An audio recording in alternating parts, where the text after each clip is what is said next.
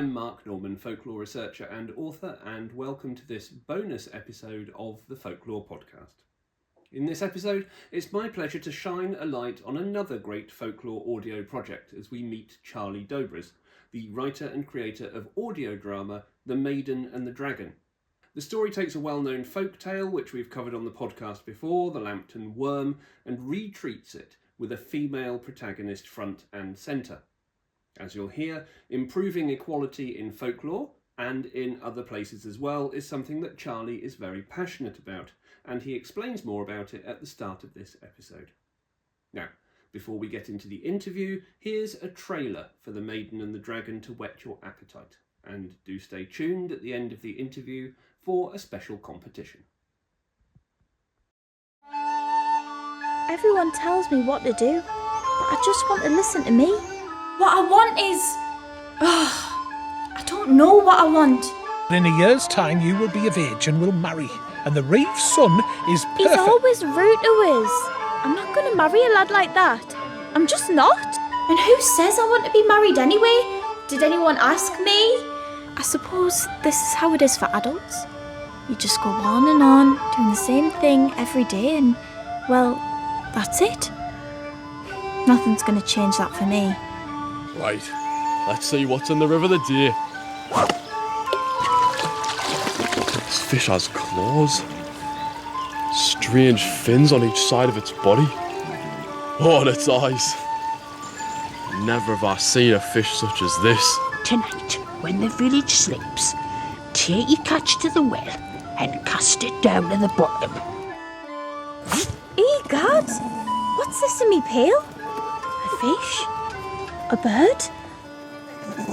What are you, creature? All right, I'm coming. For goodness sake, man. Oh, it's you. I've made a tally of the amount still owed from each household for the King's tax. You paid 4 pennies in April and still owe another 4. And I request the payment now. No, Reeve Eustace. We have nothing. Marion, you should pray to God that he sends you wisdom. I did. He sent me a dragon. A story once begun must reach its end. Charlie, welcome to the Folklore Podcast. It's very lovely to have you here. Thank you very, very much. And congratulations on 10 years of the podcast. Ah, thank you. I'm so old now. It's ridiculous. I was young and vibrant when I started this project, and now look at it. I wasn't even young and vibrant when I started this play. So there you go.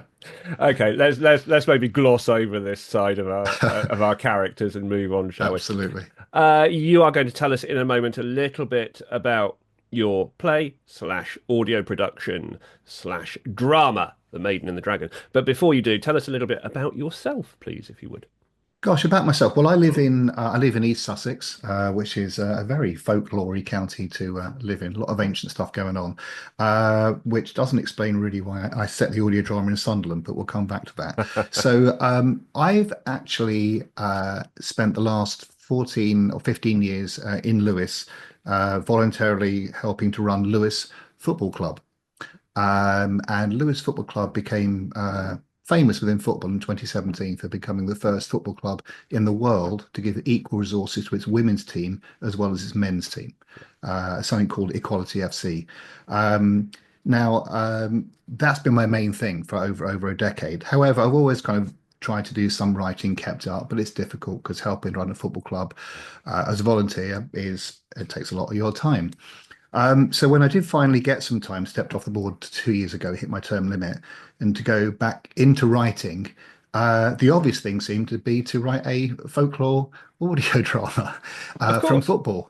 But, however, there is a connection, and the connection is essentially that the work that I helped to do at the football club in terms of the world's first feminist football club, I suppose, basically gender equality, is an approach that I've taken to my writing. So in the writing, what I've done within folklore is I've noted, and I've long been like an amateur fan of folklore, no expert whatsoever, just love the stuff. But I can't help noticing that an awful lot of the basic plot lines involve a guy as the hero, and often if there's a dragon, well, the guy kills the dragon, the guy's the hero. And the role of women in folklore, traditionally, mostly, but not constantly, appears to be beautiful or saved or someone in the way or a witch or one of those normal roles. So I wanted to change that. And that's what led to the idea for this audio drama. Excellent. And you're quite right. And it's an aspect that we're going to be looking at in the future. Actually, we've got 1 or 2 episodes lined up this season that are going to address that kind of role of women within folklore and looking at the more powerful characters. And this kind of ties in really nicely with that, I think. Great. So The Maiden and the Dragon is a drama that is based around a well-known folkloric tale, so the Lambton Worm, which we've covered on the podcast before. But of course, the original tale of the Lambton Worm, as you say, doesn't have a particularly strong female lead to it until this point. Until this point. So, kind of précis for us as much as you would like to without spoilering too heavily, although, you might want to drop some clues in here or there, exactly how your version of this story works. Okay, so it's amazing to be on a show whereby I can almost assume that most listeners know the Lambton Worm myth. I mean, I'm amongst the group that didn't until a couple of years ago, as I started looking into it. So whereas in the Lambton Worm, John Lambton, the son of Lord Lambton, same thing happens in my play. He goes fishing one day on a Sabbath. He shouldn't be. He catches this weird-looking creature. He chucks it down the well, and off he goes to crusade. And in the Lambton Worm, it mentions about crusades. It doesn't have an exact period. So I've set mine in 1377 for various reasons.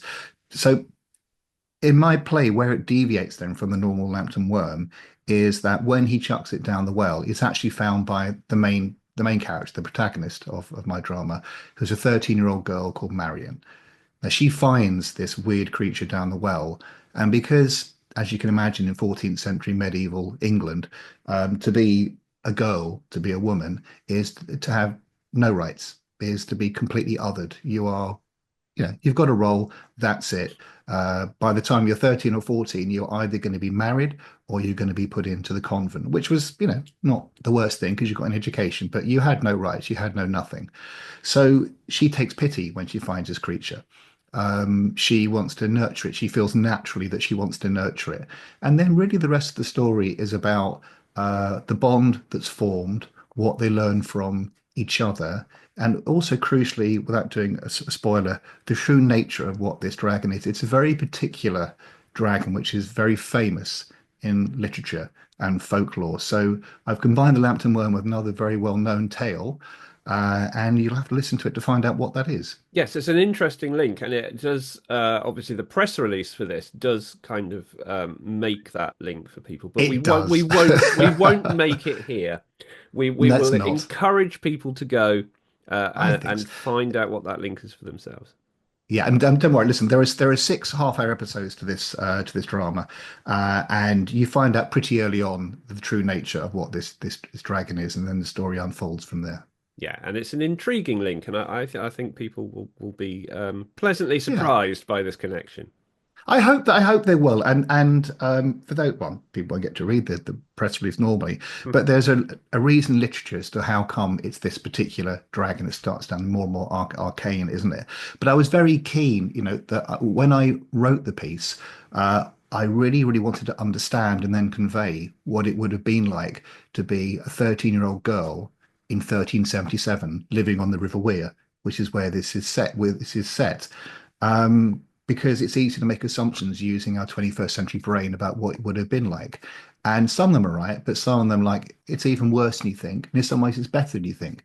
So in order to research the medieval period and the social status of girls and women at the time in a village, because bear in mind, 95% of people lived in small villages on farms. It was a very agrarian society at the time. I did lengthy interviews with 2 professors of medieval history, medieval studies. So I wanted to make the setting as absolutely authentic as possible. So it is. And there's a dragon on top of it. Yeah. Well, that's authentic. But historically, Historically, I just want to say, and I challenge your listeners, and I'm sure they will, because they're very informed listeners, to listen, sort of go, you got that wrong, you got that wrong. But the drama opens when Richard II, who's a 10-year-old boy, comes to the throne, and historically events happen in the background at the same time as life in the village. And you paint the picture historically, obviously, through this research, as you say, which is pleasing to hear because not everybody puts the effort into the research with these things that perhaps they should in order to try and create an authentic historical experience. Absolutely. And you obviously have done that, but it doesn't stop at that research either, because your soundscape, your music in particular, is also tied in with this and very evocative of the era as well. Tell us a little bit about that. Absolutely. Yeah. Well, listen, I've gone super. I don't know why. I just wanted to go super authentic, except for the dragon, in this. So, starting with the music, I wanted to have music that would have been heard at the time as the incidental music. There's a separate theme tune that's been written for it, but the incidental music. So I did what you do. I did a search. And incredibly found, living only 5 miles away from where I am, a trio called Farinell, who perform medieval music of that era using original instruments or remade instruments, but the actual instruments, so nothing synthetic about this. And I went and visited them in Hurst-Monceau, which is not far from where I am, and they were delighted to take part. So I wrote a brief for the music I wanted, the moods I wanted. I said, and these are the centuries that you're placing in, nothing later than 1377. And they wrote a whole series of pieces of incidental music, which I absolutely love. So in terms of the authentic feel, it has that as well. I've talked about the research to make it authentic. And then the other piece is that because it's set in the Sunderland area, in a place called Harrowton and Lambton, just outside Sunderland, then I really wanted the actors to be truly from that area. I looked around and thought about and get some receive pronunciation BBC actors to stand behind a microphone, but it's not what I wanted. I wanted to actually record in the field, in location, literally in the field. Actually, and to have true voices of the region. So I contacted a bunch of community theatre groups in the area and came across one who are absolutely fantastic, and they're called Centre Stage Northeast. And after a few phone calls, I think they were confused. This southerner was contacting them, sort of going, "Hey, I've just written this play about Sunderland. Why?"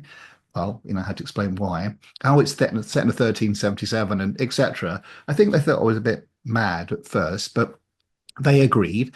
And then to make it feel like a village, I asked them, they came down to, again, a place near where I am. And we spent a week living at a place, quite a nice place, in like a farm place.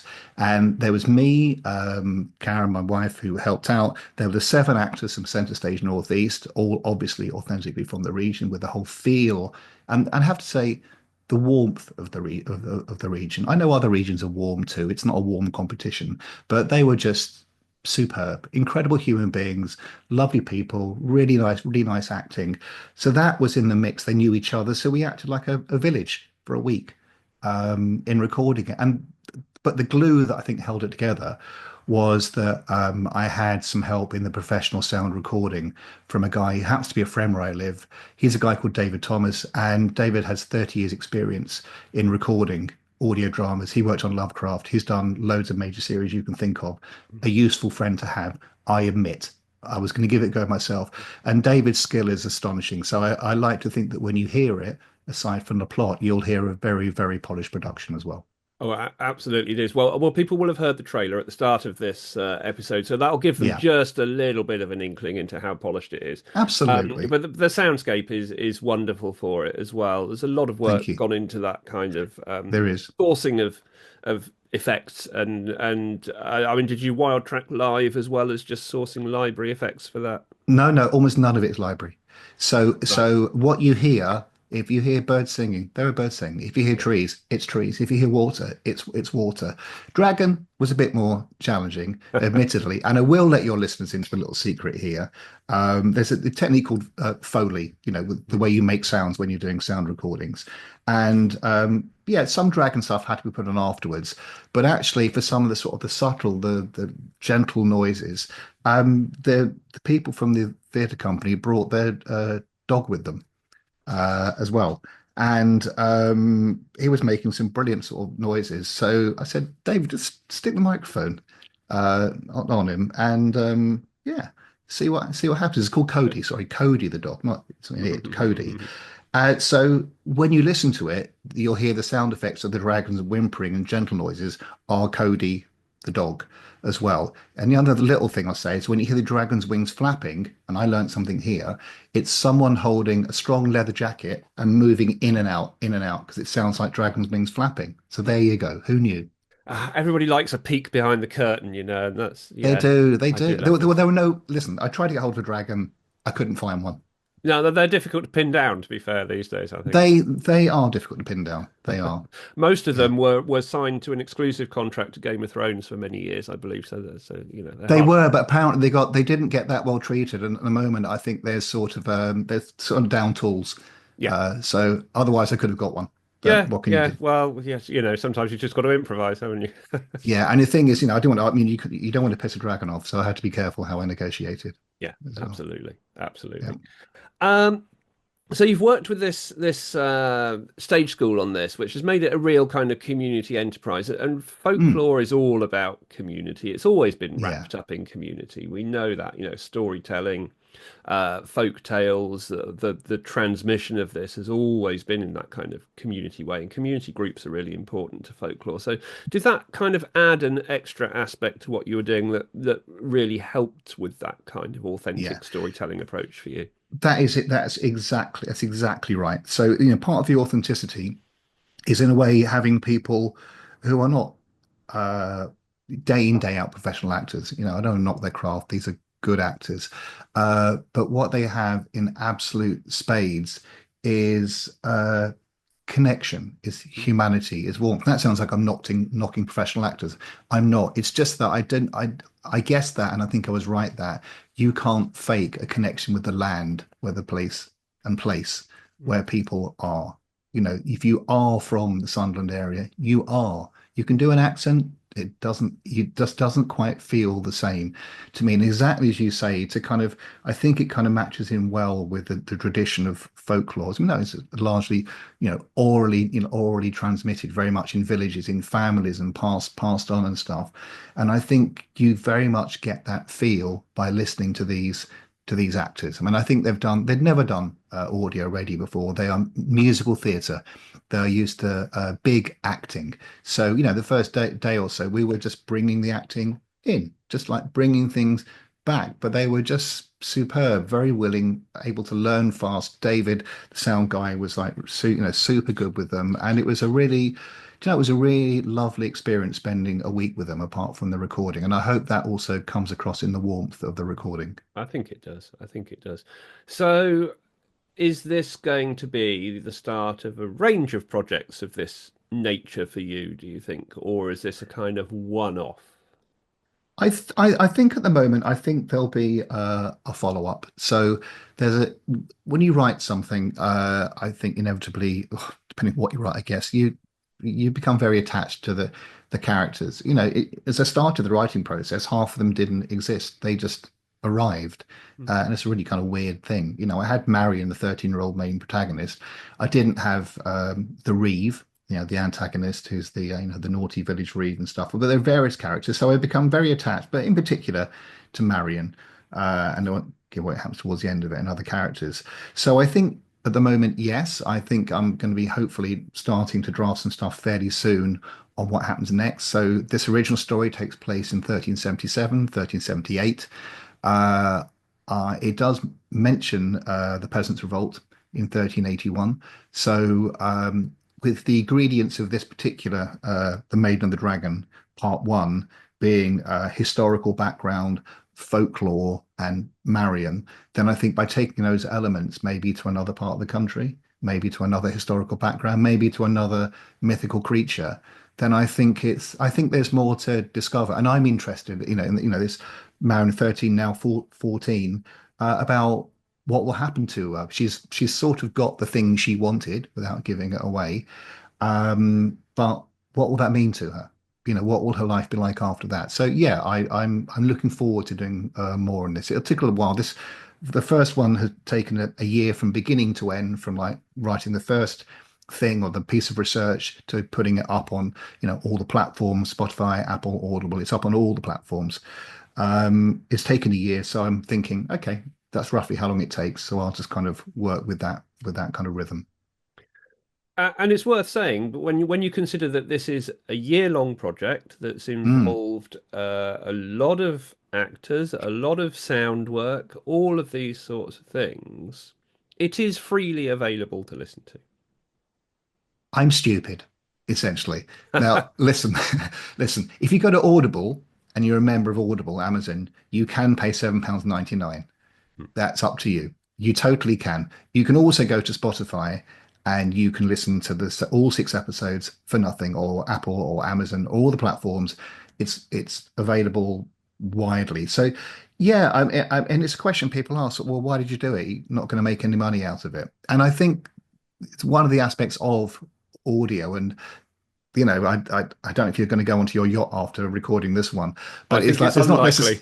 It's there's not a lot of money in it. So I think there are two things. I think firstly, I wanted to write it. I felt I needed to write it. I wanted to write it. I love writing it, and people are being entertained by it, and I'm loving the feedback that I'm getting, and that's great. But the other thing is that I've written as an audio drama because I love audio, but I've had a lot of comments from people sort of going, "This would make a great film," or "This would make a great series, whatever." So listen, we'll see what happens. Maybe that will happen. It probably won't, but if it does, that will be great. But no, I want people to listen to it. I'd love to get some feedback. Obviously, only good feedback. Apart from that, don't worry about it. I'm joking. And it's just introduced, and again, because it's kind of, I've written this in folklore, it's introduced me to a whole new world. I mean, including such as yourself, and I've expanded my listening and my reading, and so forth. And it's enabled me to connect in ways I hadn't expected. So, a school in Sunderland just before Christmas did their own project work on the Maiden and the Dragon, and that made me think, well, there's other stuff that could be done. And I got contacted by another acting group. So, apart from being on as an audio version, I've also now put up on Amazon, and you would pay a few quid for this. There's like, it's a script, so I've put the script up for anybody to look at, anybody to do bits of, have at it, because I just want to. I'd be really interested to hear what other people make of it and what other people do with it. So I think it can have a whole life after this. Obviously, I would love, with the help of your listeners, to make it like wildly popular. It's, as anybody knows, with any kind of audio show, it's a long slog in order to get a listenership, but it's why it's really valuable and interesting for me to do shows like this. So thank you. Oh, no, it's my pleasure. And we will endeavour to do our best between myself and the listenership to spread the word, or spread the audio, if you prefer, on this one, because I think it's really important. And it really does, I think, embody the whole kind of beautiful aspect of folklore work generally. I mean, and I've been banging on about this for many years now. But when we consider folklore as a subject, it's not all secretive and insular like a lot of subjects are, and particularly within academia. Academic researchers will be like, no, I'm working on this and you can't have it. And you must not know anything about it until I produce a paper that 6 people will read, and whichever direction that goes. Folklore in the main is not like that. And generally, you put a question on social media or anywhere about an aspect of folklore, and you'll get a barrage of people trying to help you, offering to send you things, and that includes university academics, public folklorists, independent researchers, people who have just got an interesting collection of stuff, people who know things, all sorts, and I think that's the joy of the subject for me, is that people like to share it, people like to be involved, and it reflects back to the whole kind of before we studied this as a subject and all of those sorts of things, it was just based in the community. It is, it is literally the beliefs of the people. That's what folklore Absolutely. means, So Yeah. I think your project really embodies that, and I congratulate you. That's very very kind thinking, and I sort of and I hope as well if there's any like huge fans of the Lambton Worm out there, they'll forgive me for sort of putting a twist on it. But I think it's the other thing I love about folklore, the little I know so far, is that it's always evolving, it's always changing because by definition it must reflect the people of the time. And if if we had a project now to create like a whole new barrage of folklore, I don't think hopefully we'd be putting women so low down in the character list, for example. So, I feel that my evolution of it is something which is very much about a contemporary evolution, which will maybe help it live longer because it will mean more to people. I hope. Absolutely. No. You are quite right. So everybody should go and listen to this. You've heard where you can do that, which is essentially anywhere where you listen to stuff. So go to Stuff. Spotify, go to your favorite podcast app of choice, search for The Maiden and the Dragon, and you will find the series on there. You got a website as well for this? This hasn't got a separate. No, it doesn't have a separate website. Actually, I've got my production company, which is me, and the odd people. It's called Good Intent Media. Goodintentmedia.com. That's also got all the links on it, and it's got a feedback form. You can say stuff via that. I think you can now feedback via Spotify, etc. So, no, I'm a one-man band. So, in terms of a whole website, I mean, let's see how it goes. Obviously, I've been producing merchandise, which is great because that helps to launch stuff, doesn't it? So doing what I can. Now let's just, you mentioned merchandise there. People who are watching this episode on YouTube will notice that you are wearing a very fine piece of merchandise. Those that are listening to the audio version, I would just tell you that it is essentially the Maiden and the Dragon logo that you will have seen on the branding for this episode in hoodie form. It's Now, you want to do something with this as well, don't you? So tell us what you'd like to do with this. I do. So I produced a bunch of these, but limited edition. And when we did the launch, and I would like to run a competition exclusive with your listeners, where 5 of these will be available. So 5 different listeners can win it. They're available in extra large, large, and medium. So when you answer the question, say what size you are as well. So this is a question I want to put, which, given your listenership, some people might just know it. I don't know, maybe not. But the answer is contained within one of the episodes of The Maiden and the Dragon. Not the first one, that'd be too easy. So here's the question. So within the Maiden and the Dragon, when it comes to the inevitable attempt for someone to try and kill the dragon, they're advised that the only thing that can kill this dragon is the Vorpal sword. Now, you may have heard that somewhere else. There's a clue. The Vorpal sword. So, but my question is how do you make a Vorpal sword? It's an actual thing. It's an actual type of sword. There's a different way that a blacksmith would make it. There are 3 particular elements mentioned within one of the episodes about how to make a Vorpal sword. What are they? Perfect. So we're going to endeavour to have this episode out relatively early in February. So let's say people should contact you by the end of February 2025. By the end of it gives them time. Yeah, they got time to listen to 6 half-hour episodes. So let's just say contact me. And I think they can, if I could say they can contact me, I'm sure you'll put this listed below as well. I'm Charlie with an IE at goodintentmedia.com. alloneword.com. Charlie at goodintentmedia.com. Give me your answer and tell me if you're a XL. This is a large, by the way, for those watching, or a medium. And good luck.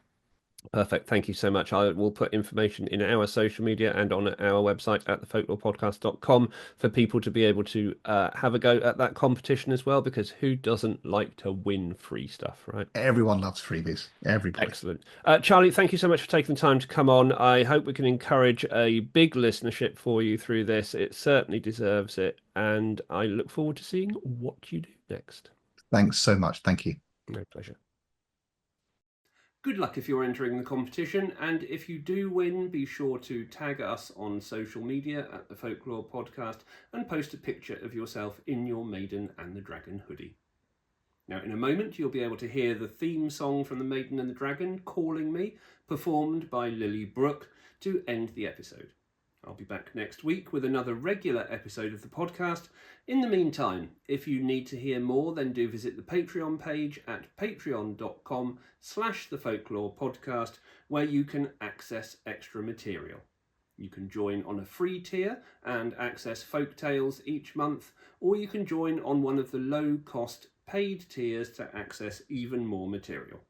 Patreon supporters are vital to help to keep the podcast going, so do lend us your support if you can. And if you can't, then just share the episode with your friends. Thanks for listening. See you next time. Down where the river flows and longs for the sea, high in the willow tree that longs for the breeze, something is telling me to not be afeard. I feel the spirit now that's weaving my weird, calling me never to hide. Listen forever to the voice from inside. Is this a paradise or is this a hell? So much of everything is lost down the well. Dreams of a different life go round in my head. I hear a melody of secrets unsaid, calling me never to hide. Listen forever to the voice from inside, calling me never to hide. Listen forever to the voice from inside. Listen forever to the voice from inside.